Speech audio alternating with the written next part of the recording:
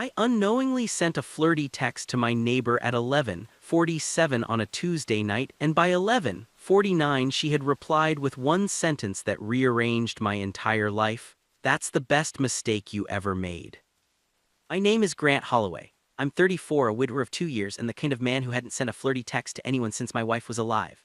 The message wasn't meant for my neighbor. It was meant for the woman I'd been dating for 3 months, a kind, careful woman named Nicole who deserved better than what I was giving her.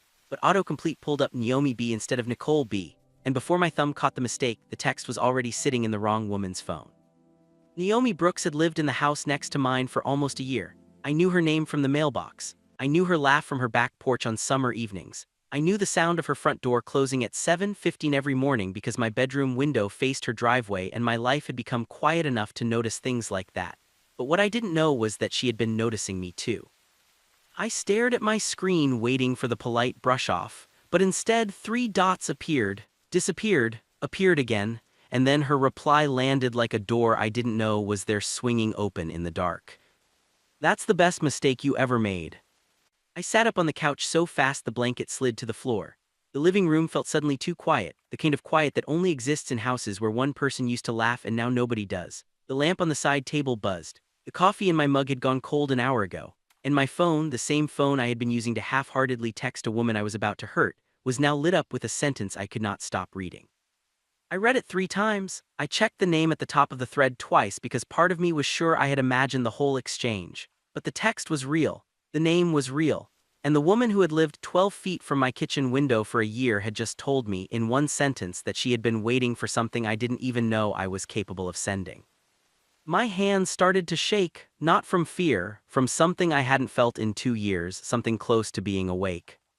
I should have apologized. I should have typed the safe thing, the polite thing, the thing a grieving man tells a kind neighbor when his thumb has betrayed him. I started 3 different versions of an apology. I'm so sorry, that was meant for someone else. Delete. Naomi, I didn't mean to send that. Delete. Please ignore the last message. Delete. Because every time my thumb hovered over send, I heard my dead wife's voice in my head, the last real thing she ever said to me from her hospital bed. Don't you dare go quiet, Grant. Don't you dare hide for the rest of your life. I had been hiding for 2 years. And one wrong text, one tired thumb, one autocomplete mistake at 11:47 on an ordinary Tuesday night had just dragged me out into the open. I set the phone down on my chest face up so I could feel it when she texted again. The ceiling fan turned slowly above me. Somewhere outside, a car door closed, and through the wall that separated my house from hers, I swore I could hear the soft sound of someone laughing into a pillow. I didn't sleep that night, not because I was afraid of what she had said. Because I was afraid of how badly I wanted her to mean it. I woke up at 6:42 the next morning to the sound of her front door closing. For the first time in a year, I didn't roll over and ignore it. I sat up. I listened. I heard her footsteps on the porch, the soft jingle of keys, the low hum of her car warming up in the driveway 12 feet from my bedroom wall.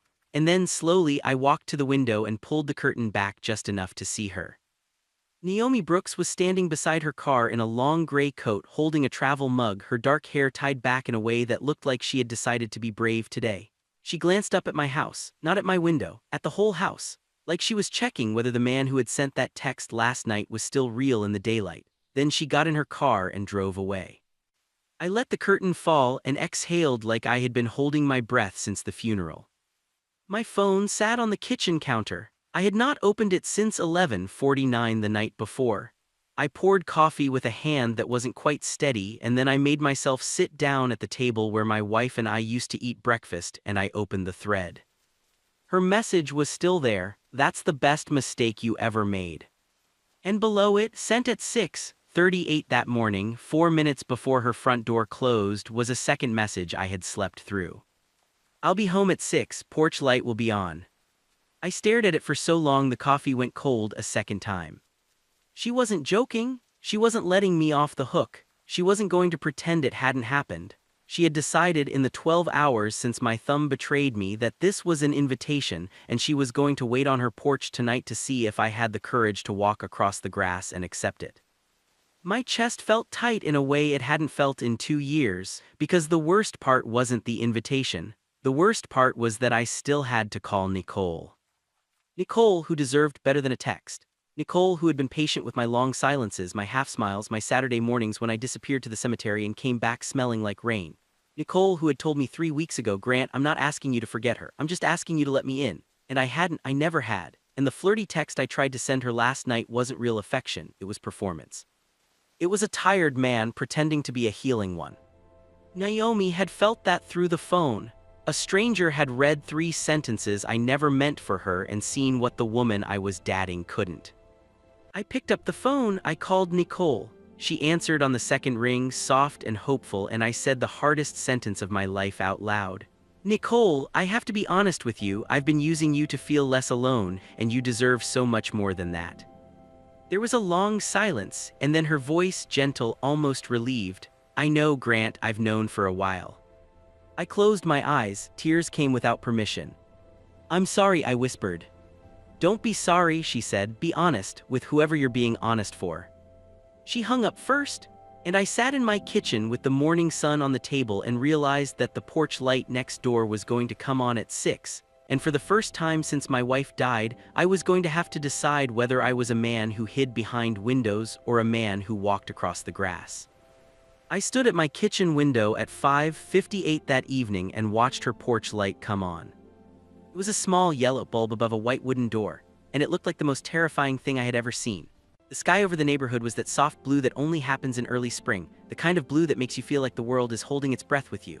My hands were cold, my throat was dry, and on the kitchen counter behind me my wife's framed photo watched me the way she always did with that small patient smile that used to mean, "Go on, Grant, I'm waiting." I picked up the photo. I held it against my chest for a long moment, and then I whispered the words I had been too afraid to say out loud for 2 years. I'm not leaving you, I'm just not hiding anymore. I set the photo down, I walked out the front door, and I crossed the 12 feet of grass that had separated my life from hers for a year.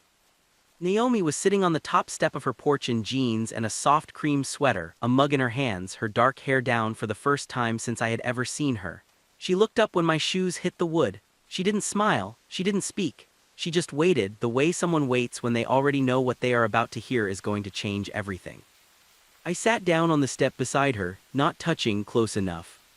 I didn't mean to send that text, I said quietly. I know, she said. But I meant every word of it, I just didn't know I meant it until I sent it to you. She turned her face slowly toward mine, her eyes were wet but she wasn't crying. She was something braver than crying, she was listening. My wife died 2 years ago, I said. Her name was Hannah, she was 32, she had cancer that nobody caught in time, and the last thing she ever told me was not to go quiet, and I went quiet anyway, for 2 whole years, Naomi. I went so quiet I forgot what my own voice sounded like, until last night when my thumb slipped and a stranger I had been watching from my window for a year told me I had just made the best mistake of my life. Naomi set her mug down on the step, her hand was shaking a little. I've been watching you too, she whispered. From my kitchen, from my porch, for almost a year, I knew your wife had died because Mrs. Patterson down the street told me on the day I moved in. And I told myself it wasn't my place. I told myself you needed time. I told myself 100 careful things that all meant the same thing, that I was too afraid to knock on a grieving man's door. She looked at me and the porch light caught the side of her face. And then last night at 11:47, a grieving man knocked anyway, with his thumb, by accident. I laughed once, it came out broken.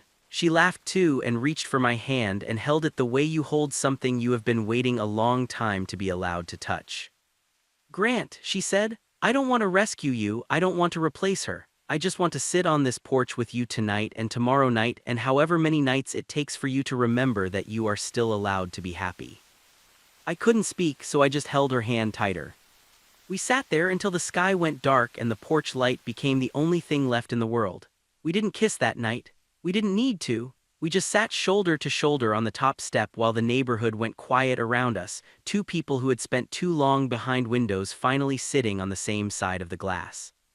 A year later, I sold my house. We bought a small one together 3 streets over with a porch big enough for 2 chairs and a yellow bulb above the door that we never turned off.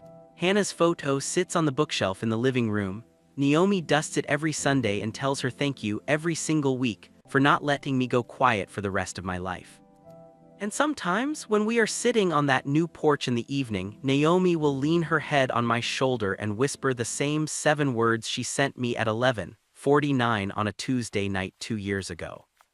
That's the best mistake you ever made. In every time, I whisper back the only true answer I have ever had. It's the best one I'll ever make. If this story moved you, leave a like, subscribe for more stories like this one, and tell me in the comments. Have you ever sent the wrong message to the right person? Have you ever spent years hiding behind a window, waiting for one accident to make you brave? Your story matters. Share it below. I'll see you in the next one.